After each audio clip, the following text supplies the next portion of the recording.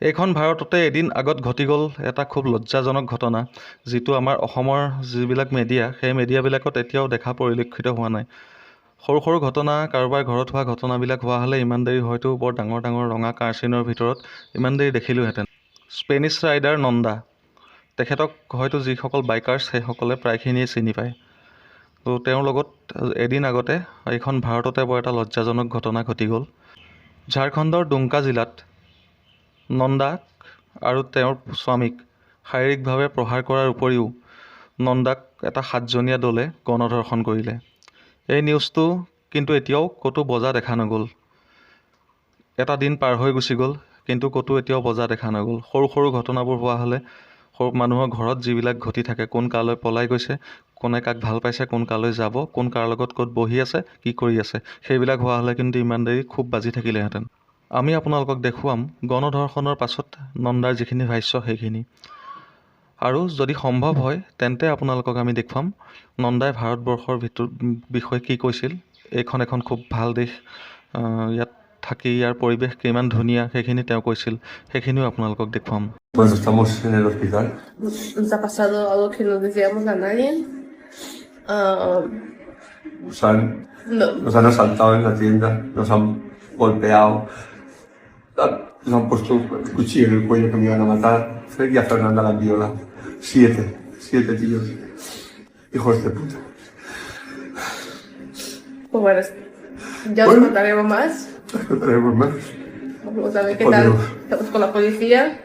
Hemos ido a un hospital allí. Aquí en India. Hemos dormido en un hospital allí, nos han dejado dormir allí.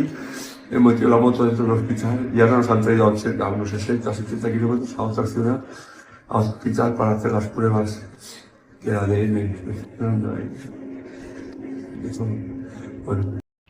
ইতিমধ্যেই প্ৰায় 96খন দেশ আৰু 1,53,000 ওপৰত নিজৰ মটৰচাইকেলখনেৰে তেওঁৰ স্বামী আৰু তেখেতে যিমান অতিক্ৰম কৰিলে, প্ৰায় গোটেই পৃথিৱীতে ভ্ৰমণ কৰিলে বুলি ক'ব লাগিব।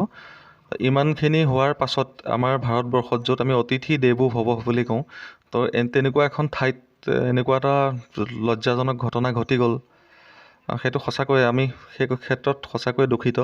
এই অসমৰ এটা কোণত ৰৈও অকণো মনটো ভাল লগা নাই এই ক্ষেত্ৰত। মানে এই বিষয়ে ক'বলৈ আচলতে আপোনালোকক খবৰটো দিয়াৰ কাৰণে ভিডিঅ'টো প্ৰস্তুত কৰিবলগীয়া হ'ল। Namaste everybody, how are you? 150,000 kilometers in 5 states. And her bike is this pink one. Yeah, Yamaha Tenere 700. Vicente, my husband. One message for Indian people. One message to go out and travel. Just bring whatever you have. Even if you have bike, just bicycle, whatever, and go outside because you enjoy. In India, it's a beautiful culture. There is a lot to see. Only problem, the food. But if The you are food in is India, there is no problem. very spicy. Fernanda like, I don't know. I will enjoy a lot. So thank you guys for welcoming us here. Hope to see you again. এতিয়া আপোনালোকে নিশ্চয়ৰিব নেকি যে উই one justice বুলি? আপোনালোকে সেই rider নন্দাৰ ন্যায় নিবিচাৰিব নেকি? যিখন দেশত আলহী নাইবা অতিথিক ভগৱানৰ সমান জ্ঞান কৰা হয়, সেই তেনে এখন দেশত আচলতে এনেকুৱা ঘটনা খুব বেছি লজ্জাজনক, যাৰ কাৰণে আজি গোটেই ভাৰতবৰ্ষৰ তলমূৰ কৰিবলগীয়া হৈছে।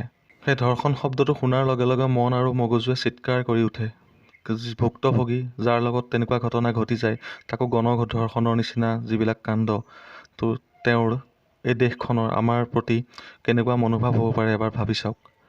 যদিও বৰ্তমানে দুয়োজনে সুস্থ আছে, তথাপিতো তেওঁলোকৰ আমাৰ দেশৰ প্ৰতি যি মনোভাৱ হ'ব ভৱিষ্যতে, নাইবা স্পেইনৰ মানুহখিনি আমাৰ দেশৰ প্ৰতি যেনেকুৱা ধৰণৰ মনোভাৱ হ'ব, আপোনালোকে এবাৰ ভাবক। নিজৰ সেই মটৰচাইকেলখনেৰে নিজৰ স্বামী আৰু তেওঁ ভাৰতৰ প্ৰায়বোৰ জেগাতে ঘূৰাৰ পাছত আৰু ভাৰতৰ গুণগান বখানৰ পাছত যি ঘটনা তেওঁলোকৰ লগত ঘটি গ'ল, সেই ঘটনাৰ পাছত তেওঁলোকে বাৰু ভাৰতৰ নাম ল'বলৈ মুখত ভয় নালাগিবনে? আপোনালোকে এই সময়ত ভিডিঅ'টো যি চাই আছে, সকলোৱে ভিডিঅ'টো এবাৰ শ্বেয়াৰ কৰি দিব, যাতে আমাৰ ভাৰততে ঘটি যোৱা এনেকুৱা এটা সেই লজ্জাজনক কাহিনীটোৰ কথা সকলোৱে গম পায়। কাৰণ এইবিলাক ঘটনা কেতিয়াও দেখিবলৈ নাপায়, নিউজত কেতিয়াও নাবাজে। বাৰে বাৰে এনেকৈ আমি যেতিয়া বজাম, তাৰ পাছতহে আপোনালোকে নিউজবিলাকত বজা দেখিব।